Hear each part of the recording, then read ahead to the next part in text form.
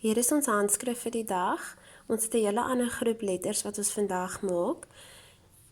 So ons het vir N en ek het hom klaar hierso gemaak. Jy begin hom bo, spring af tot op die lyn, spring om. Hy moet rond wees bo en hy raak weer onder aan die lyn. Jy maak nog eene, spring af tot op die lyn, spring om bo en raak hom onder. Nou jy kan 'n hele lyn vol van hulle maak.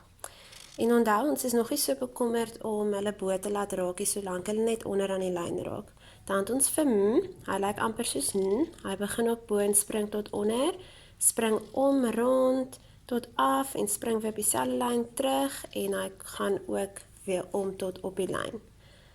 Begin om bo, spring af, spring om en spring weer om. Maak seker jy gaan daar en daar terug op dieselfde lyn. Dan het ons vir sy nek is bietjie langer, so hy begin verder bo en hy spring so in die helfte om en gaan weer tot op die lyn. Begin om bo, gaan onder tot op die lyn, spring om, hy moet rond wees, gaan tot onder op die lyn. Dan kan ons hierdie patroon maak wat pas by hierdie letters. So jy moet seker maak dat jy nie jou hande oplig nie, soos julle kan gesien het nou by die letters, het ek glad nie my hand opgelig nie. So by die patroon moet jy ookie. Ek het nou klaar tot hier gemaak, so ek gaan nou net aangaan. Jy spring op dieselfde lyn terug, om.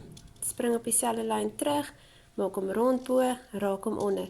En so kan jy aangaan en jou hele lyn klaarmaak.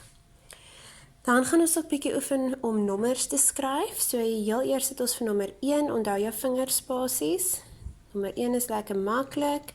So hy begin net bo en hy spring af onder toe, ook tot op die lyn.